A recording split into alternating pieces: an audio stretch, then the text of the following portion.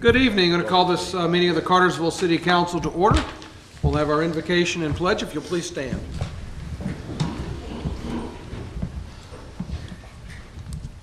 Please join me. Holy Father and gracious God, thank you for the countless blessings that you place upon us every day. Please be with all your people who pray for peace, fight for the weak, and hunger for justice. Forgive us for the times when we choose to do wrong or we fail to do good. And Father, we ask you to be with the families of those affected in Boston in this week's events, and those people in Texas in those events as well, and anywhere that people are in need of your healing touch. We ask this in your holy name. Amen. Amen. Please join me in the pledge. I pledge allegiance to the flag of the United States of America and to the republic for which it stands, one nation, under God, indivisible, with liberty and justice for all. Ms. Keeling, the roll, please. Carrie Hodge, Ward 1. Here. Jay Stepp, Ward 2. Here. Louis Tonsmeyer, Ward 3. Here. Lindsay McDaniel, Ward 4. Diane Tate, Ward 5. Here. Lori Pruitt, Ward 6. Here. Thank you, Connie. First item is our April 4th agenda meeting minutes set for approval by council. You've had these in advance of tonight. Chair will entertain any motions, edits, corrections, or anything else you want to do. If we've got to talk about them, we'll do that. Didn't see anything to change or delete. Make a motion to approve. Second. I have a motion and a second. All in favor indicate by saying aye. Aye. And minutes are approved unanimously. Our first item is the swearing in of our Assistant Municipal Court Judge, Jay Choate. Jay, if you'll step forward, Ms. Keeling will handle the honors.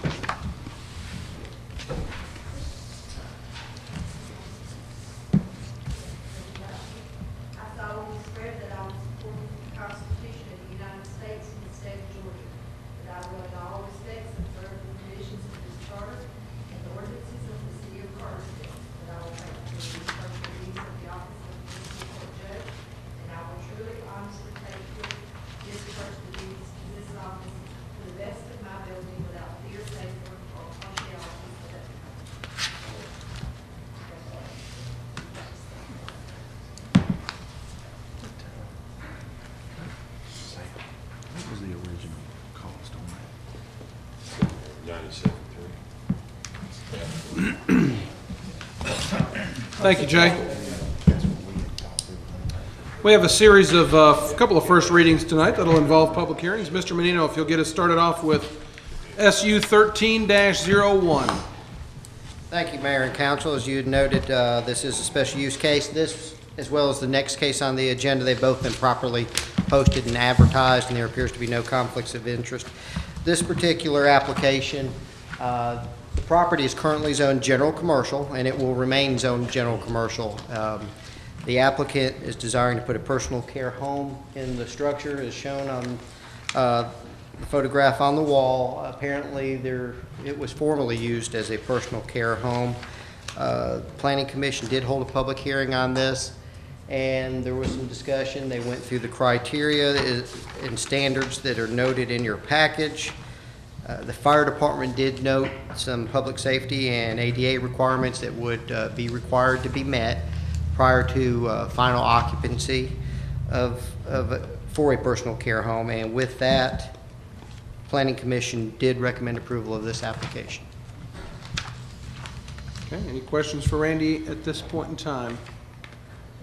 Mayor, I have a question. Go right ahead. Mr. Menino, under zoning analysis and fire, it talks about all life safety fire code items will need to be satisfied. The extent is based on the number of residents. Tell me how Correct. that works. In other words, bedrooms are set up for 4 residents. I don't know the actual operation of But I mean, it's a checked. personal care home, but again, there's a certain number of occupants they can have, and the state will set certain criteria based on the size of the facility and size of the bedrooms. And again, the fire department's comments will be based on that total number they are allowed to have after inspection by the state. So it's a state inspection and then Correct, the fire state, and then the fire safety code through us and ADA requirements that we will require them to comply with. Okay. Good. Any other questions for Randy at this time? Just so that I have one thing set in my mind, when we were in work session, we said the special use ordinance here stays with the property, not with, That is correct, unless y'all applicant. specify otherwise. This property will have a special use on it for the operation of a personal care home. So if it is sold to another person, they could continue to operate a personal care home there Okay. if they had the appropriate state license to comply. okay.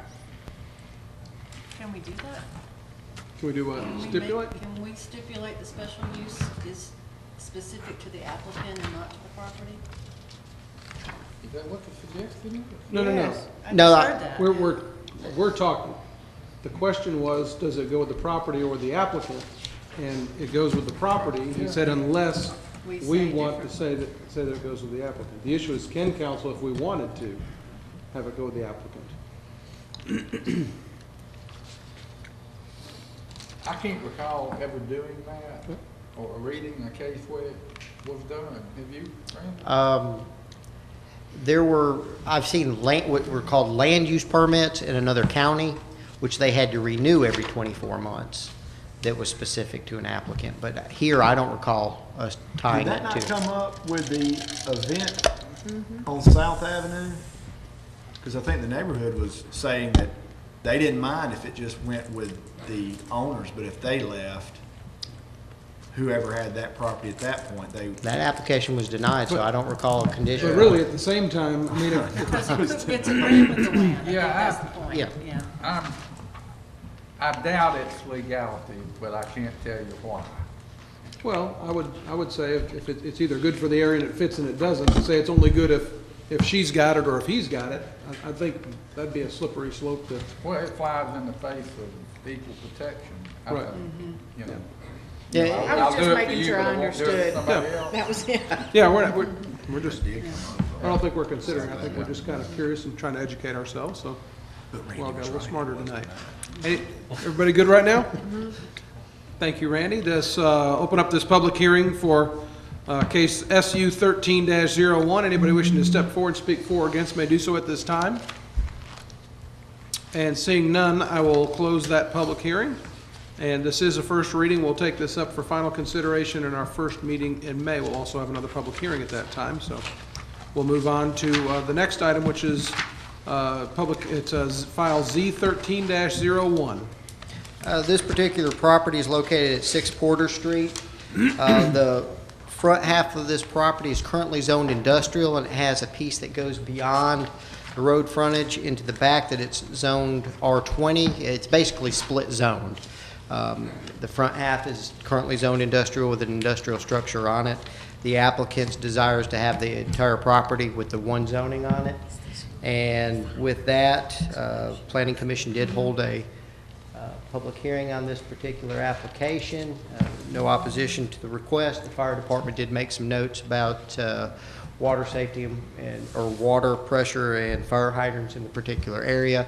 However, if it was further developed beyond what it's already developed, it would be covered under the development regulations at that point. The back of the property, there are several power easements that go through there, so it'd be difficult to do anything more than what's already there on it. Again, the applicant had noted he desired to have the one zoning on it. Doesn't have a particular use or user for the property right now. And with that, Planning Commission reviewed it based on the zoning standards and did recommend approval of this application. Okay. Any questions for Mr. Menino on this item at this time? Thank you, sir. I'll open up a public hearing regarding file Z13-01. Anybody wishing to step forward, speak for or against may do so at this time. And seeing none, I'll close that public hearing. And once again, this is a first reading. Council will take this up for another public hearing and final consideration in our meeting the first Thursday in May. Our next item, Ms. Courier. Mayor and Council, the Cartersville DDA Board and staff do request the approval of a resolution allowing First Friday events in the Downtown Business District. These events would allow businesses in the Downtown Business District to implement sidewalk sales and arrange for vendors or demonstrators to be set up in front of their stores on the first Friday of each month. Cartersville DDA would closely monitor such events and feel this would not only help entice visitors to the downtown district, but ultimately help with the economic vitality of our businesses in the district. We recommend your approval of this resolution. Any questions or discussion? If there are none, a motion would be in order. Make a motion to approve. Second. All in favor indicate by saying aye. Aye. Item carries unanimously. Thank you, Tara. Mr. Grove, you want to get us with this next item? This is an application to the Department of Community Affairs for the Good Neighbor Homeless Shelter.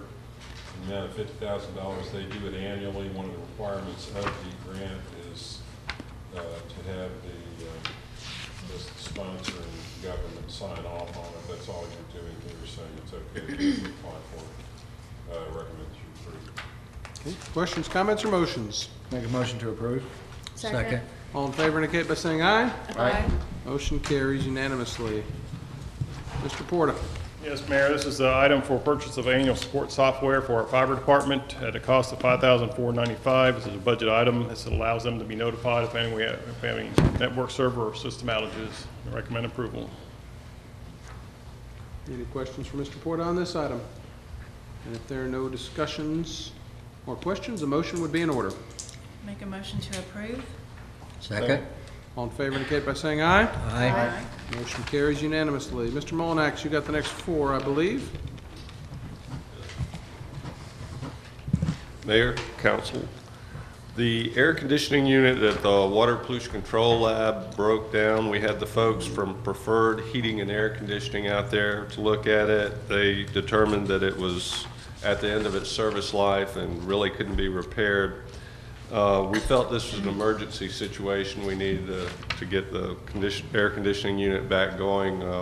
The lab's has a lot of lab processes going on, so they gave us a price of $6,100. They have consistently been the low-cost contractor for our air conditioning needs. So we gave them the go-ahead on this, and they did provide us with the E-Verify and Save documentation. Questions? And this will be paid for from the maintenance budget for the. Thank you. Motion to approve. Second. All in favor indicate by saying aye. Aye. Motion carries. Continue on, please, Ed. The next item, we're required by the North Metro Water Planning District to have a program in place for reducing inflow and infiltration into the sewers. We accomplished this by doing rehab work on our manholes. We had Concrete Conservation Inc. give us a quote for installing the Spectra Shield lining system. This is a proprietary system. They submitted a price of $175 per vertical foot, and this is in price with other systems that we have bid out in the past. We have $60,000 in our budget for this item, so they gave us a contract for a price not to exceed $60,000, and we do have the E-Verify and Save documentation in hand. Any discussion on this item? Chair will entertain a motion. Motion to approve. Second. Motion and second. All in favor indicate by saying aye. Aye. Motion carries unanimously. At our water pollution control plant, we have some valves that we need to automate. These are on a treatment train that we activate whenever flows are up, and so it's usually inclement weather, and also these are large valves that require about 100 turns, and they're pretty difficult to operate. So we would like to retrofit these with automated valve operators. We received prices from 3 different companies for the equipment. Charles Finch Valve Company submitted the low price in the amount of $31,854. This will be paid for the budget item for maintenance to the water pollution control plant. We do have the E-Verify and Save documents in hand. Any questions or comments on this item? And if not, a motion would be in order. Make a motion to approve the low bid for the valve actuator equipment for the water pollution control plant. Second. Motion is second. All in favor indicate by saying aye. Aye. Motion carries. And the next item is, we received quotes for installing this equipment. Quotes were received from 3 different electrical contractors. Southeastern Industrial Contracting submitted the low price in the amount of $5,992.23. We do have the E-Verify and Save documents in hand, and this will be paid for from the budget item for maintenance to the water pollution control plant. Okay. Questions, comments, or motions? Motion to approve the low bid. Second. All in favor indicate by saying aye. Aye. Motion carries unanimously. Thank you. Mr. Sanders, you've got the next 2. Thank you, Mayor, Council. This first item is a contract amendment between us and Georgia DOT for the Main Street Gateway project. In our agreement with GDOT, they referred to a asphalt spec that was out of date. In this agreement, refers to the correct asphalt specification, and it's required by GDOT that we have the correct asphalt spec in there in order to final the project out. It's a no-cost agreement, and it needs the mayor's signature. Okay. Make a motion to approve. Second. All in favor indicate by saying aye. Aye. Okay, thank you. Continue on. The next item is supplemental agreements. It's 4 supplemental agreements, and this has to do with the contract between the city and C.W. Matthews. And the first supplemental agreement is a no-cost supplemental where we traded out concrete barrier wall that was set up in the contract for striping and traffic control. We shifted traffic in lieu of using the barrier walls, and it was a no-cost agreement. The number 3 is $24,408 to install the guardrail by hand. They had to dig all the guardrail posts by hand to protect all the underground utilities. The shoulders are really tight, and if you used a normal post driver, we may have damaged some utilities. We didn't anticipate having to do that, so that's why that's a supplemental agreement. The number 4 is $3,312 for adjusting 4 sanitary sewer manholes. And the supplemental agreement number 5, it actually has 2 pay items in it. The first item is $24,722.70 for milling and $54,667 for Bermuda sod. And the sod is part of the landscaping grant, so it's reimbursable from the state. It's part of that $400,000 grant. And all this is within the budget of the project, and we recommend approval. Okay. Any further discussion or questions on this item? If there are not, a motion would be in order. Motion to approve. Got a motion, do I have a second? Second. All right, so I got 2 motions and 2 seconds. All in favor indicate by saying aye. I think that's everybody. Yeah, just about got all of us. All right, now we'll have our financial report. Mr. Reinhardt. Honorable Mayor and Council, tonight we'll be looking at the financial report for February 2013 and comparing it to February 2012. And the general fund revenues have decreased by $1.4 million. This overall decrease is due to the school bond being paid off in fiscal year 2012. In the expense side, they have also decreased by $715,000. This again is due largely to the bond being paid off, coupled with the increased personnel items, increased operating expenses, and increased JDA debt payment. 3 areas of revenue that I look at on a monthly basis are local option sales tax. We've got a decrease from last year of $306,000. Police fines and forfeitures have an increase of $70,000, and building permits and inspection fees have a decrease of $7,000. In the water and sewer fund, revenues have increased over last year by $208,000, while the expenses increased by $693,000. This increase in expenses is due to the increased capital expenses. In the gas fund, revenues have decreased from last year by $587,000. Expenses have decreased by $1.4 million. This is due mainly to decreased cost of purchased gas. In the electric fund, excuse me, revenues have decreased from last year by $28,000. Expenses have increased by $640,000. This increase is due to increased personnel expenses, increased operating expenses, and increased cost of purchase electricity. In the stormwater fund, revenues have increased from last year by $171,000. Remember, in this fund, we took on a grant this year, the pre-disaster mitigation grant. We finally got a reimbursement in of $138,000 for that grant. Expenses have increased by $270,000, most largely due to the cost of the grant that I just mentioned. In the solid waste fund, revenues have increased from last year by $108,000. Expenses have increased by $144,000, and this increase is due largely mainly to increased capital expenses. We should be getting our reimbursements from the lease pool fund for that, those large ticket items that we purchased. And finally, in the fiber optics fund, revenues have increased over last year by $22,000, and expenses have increased by $185,000. This is due to increased personnel expenses, increased operating expenses, and increased capital expenses. Thank you, Tom. Any questions? I have a question. Yes, ma'am. In the gas fund, we have expenses decreasing by over $1 million from last year.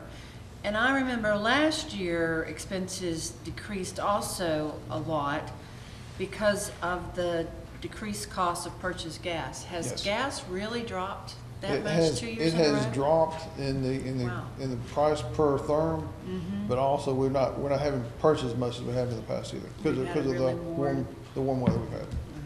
Thank The good you. news is it's going back up. Yay! Yeah. Enjoy this while we have it. Yeah. Thanks. Any other questions on the finance report? Thank you. Thank you, Tom. I do want to, I'm going to ask Tommy Sanders to come back up here in just a moment. Actually, you can make your way up, Tommy, I'm sorry. No, stay right there.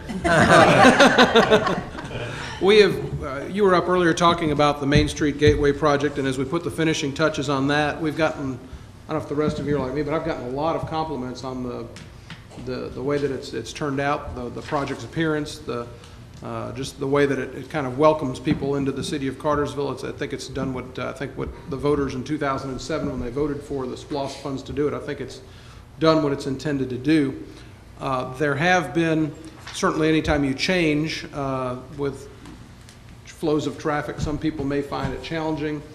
And there have been some comments about different areas being challenging in regards to changes in the way they've got to enter and exit, since there's not acceleration lanes and now there's medians there and whatnot. So I did want to make sure that we addressed those concerns. We've seen them in a couple of different places, and I've had a couple of people ask me about it. So I'd like, Mr. Sanders, if you would simply talk about the standard that's required before there's traffic signalization, when it's warranted, what that's based on, and perhaps some of the unintended consequences when you do put up a traffic signal.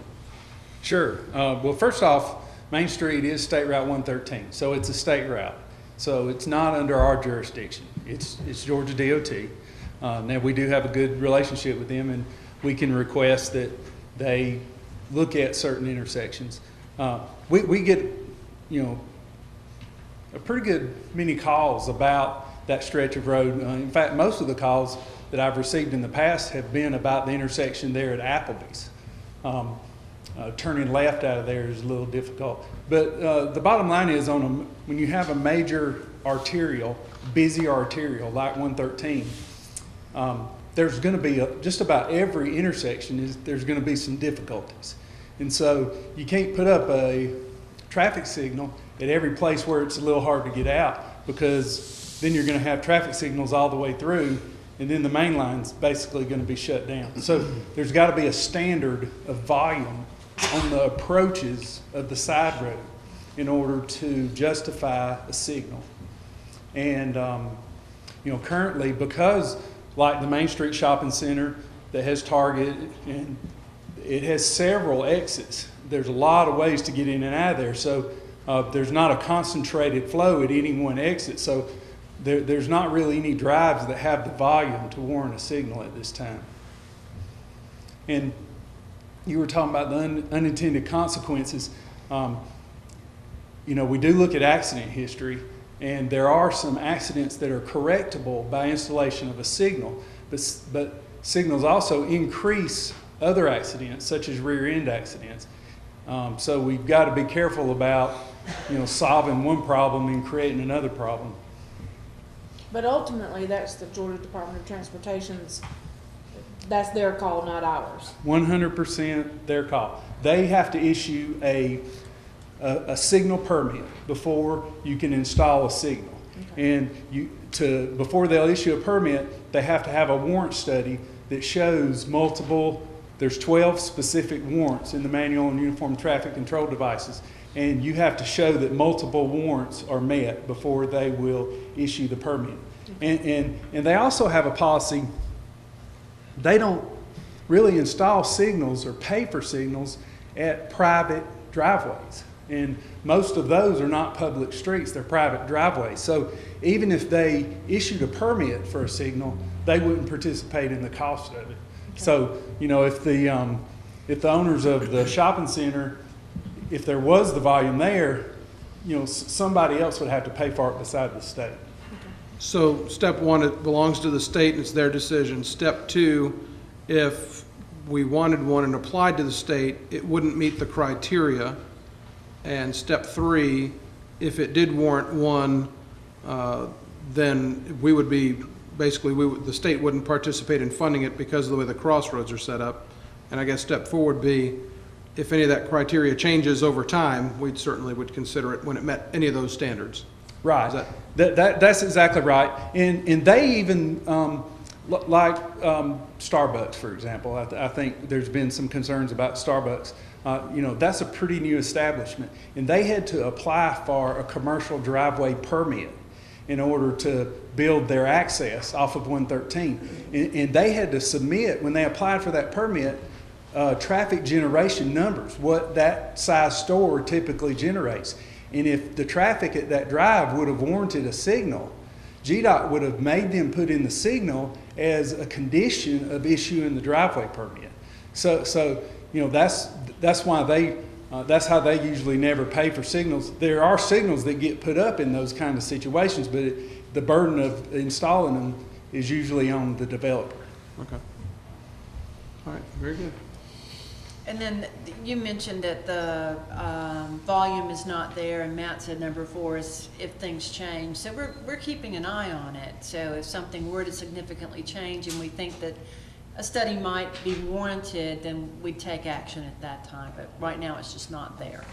That's correct. Yeah, we definitely can monitor those, and we count the approach traffic.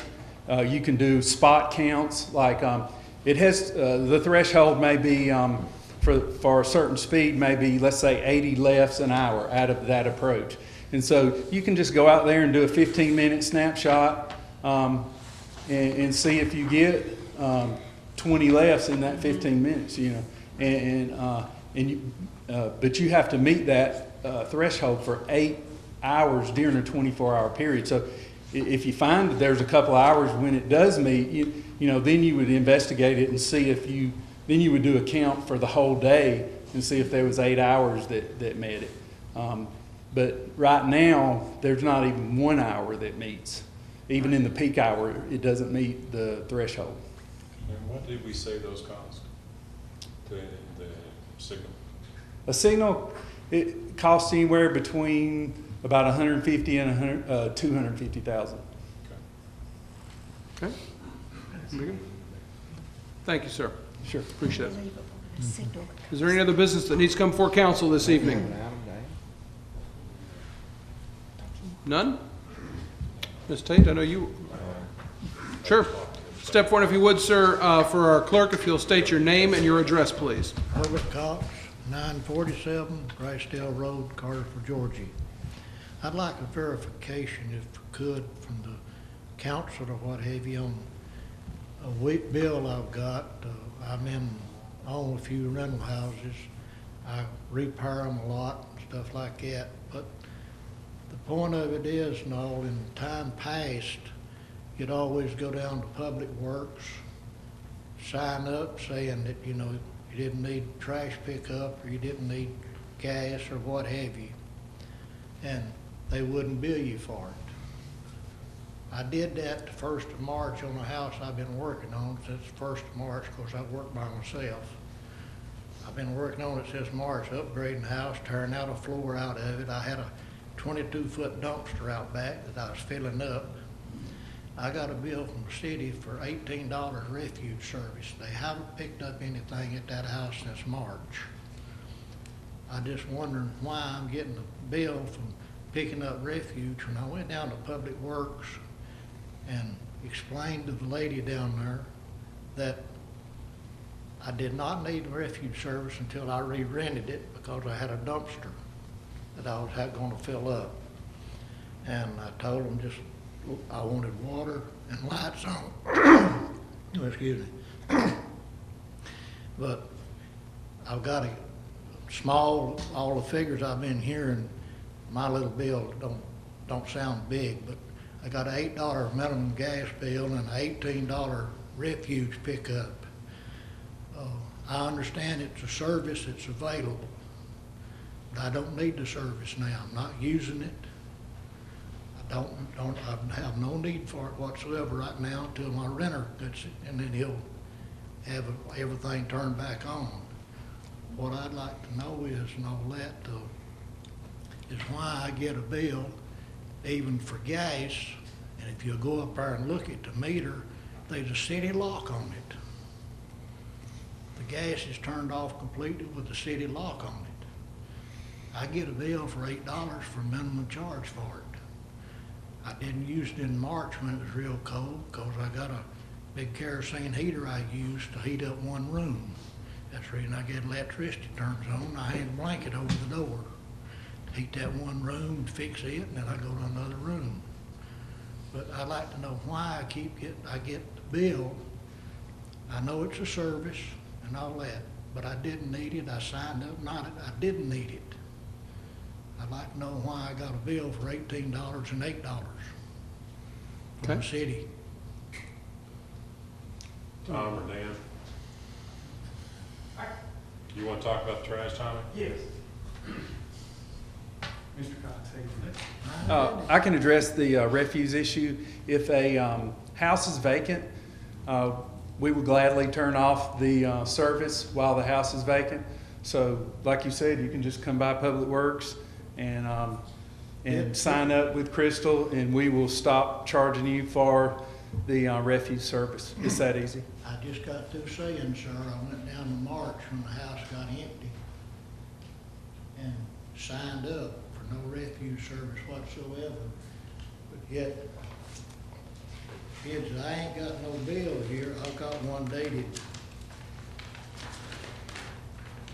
April 4th for $18 for refuge service and $8 for gas service. Well, Mr. Cox, he's the head of the Public Works Department, and it sounds to me like he's going to take care of you. We'd be glad to address that. This is the first I've heard of it. If you got a bill in error after you decided to terminate service, we can fix that. That's no problem. Okay. I went down there and I talked to Jerry too. Dan or Tom, would you want to address the gas department? Yeah, the Seems- gas minimum.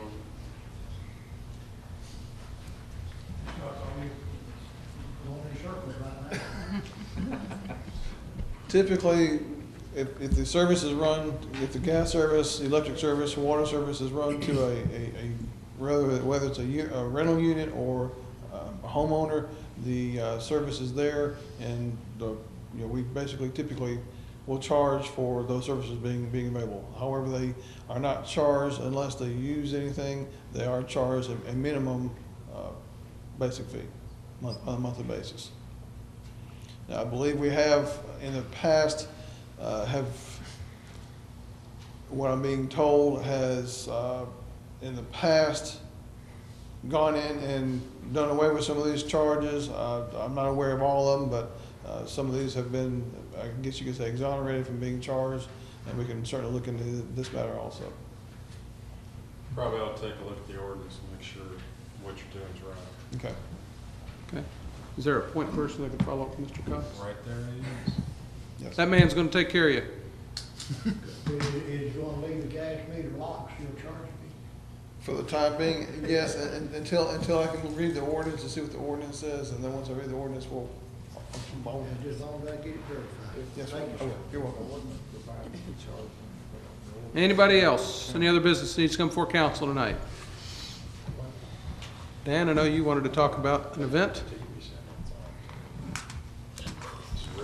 I thought you said, Dan, excuse me, That's all right, my Mayor. wife doesn't listen when I talk either. I apologize. 2 weeks ago, we named Keep Bartow Beautiful for Ray Southern, and that is this coming Saturday at ATCO, 11 o'clock.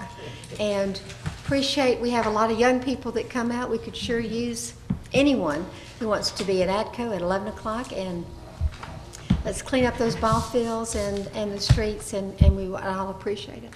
Thank you, Mayor. Thank you. Anything else? And if there is nothing else, Chair will entertain a motion to adjourn. Motion to adjourn. We're adjourned. Get a harumph out of that guy. If there's nothing else to add, motion to adjourn. So move.